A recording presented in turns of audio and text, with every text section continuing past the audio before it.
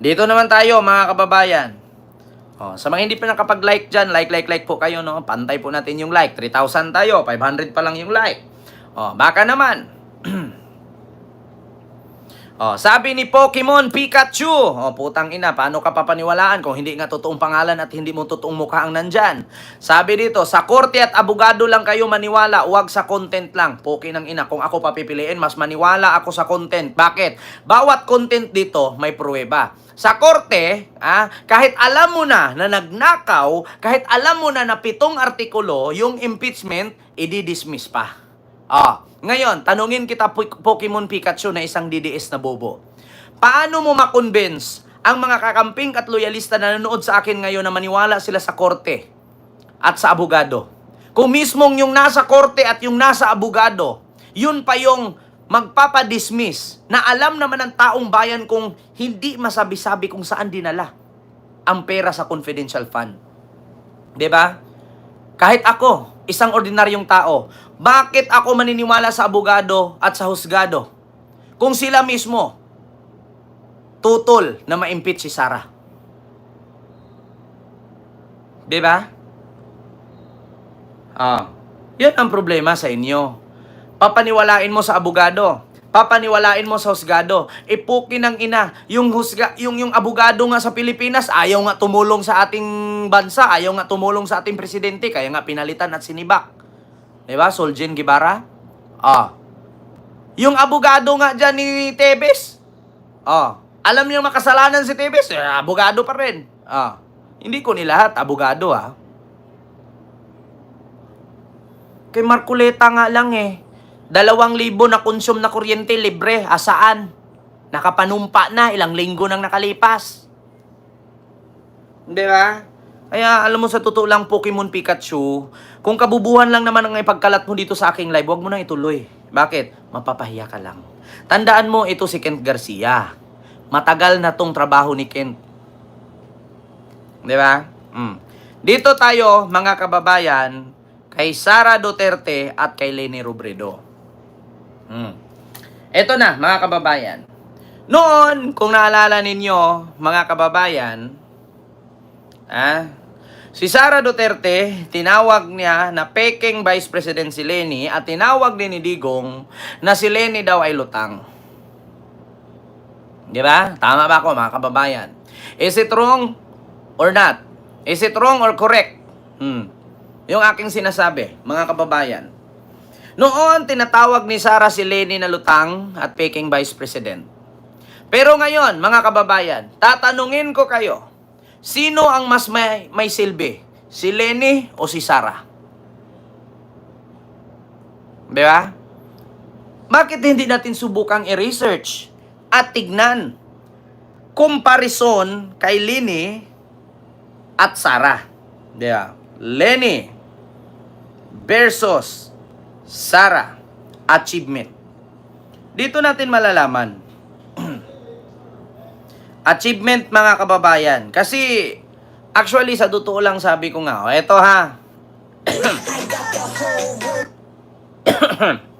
unahin natin si Sara. Eto, Leni versus Sara. Sara Duterte, Vice President of Republic of the Philippines, former Mayor of Davao City, 3 terms lawyer. Lawyer daw.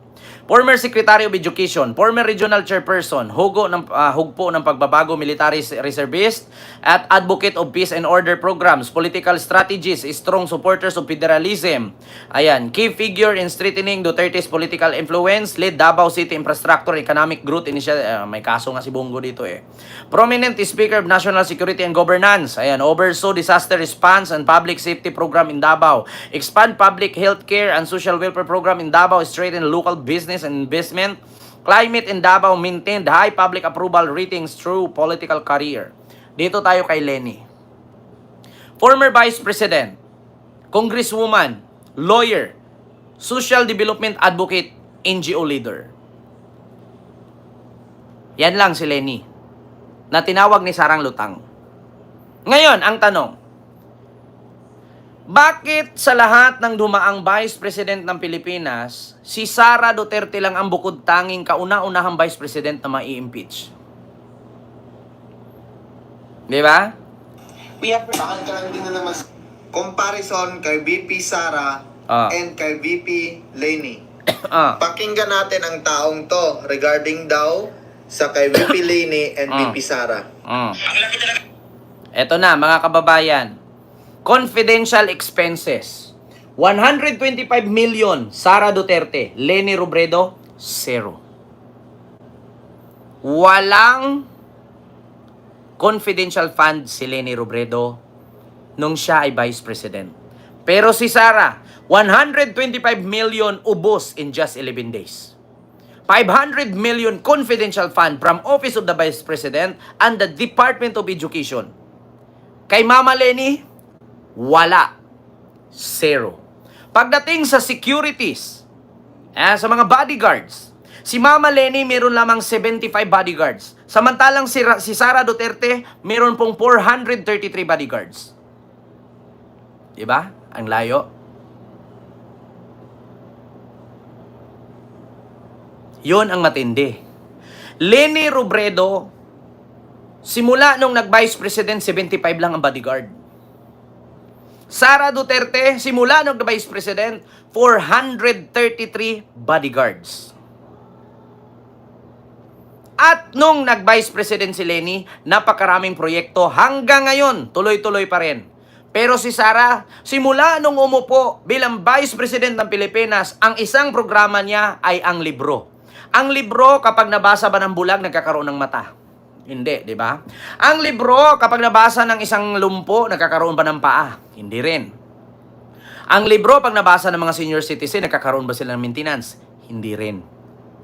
Pero si Lenny Robredo, ang mas mainam, ang dating pero si Lenny Robredo, mga kababayan, eto, mayor pa lang ng Naga sa Bicol. Di ba?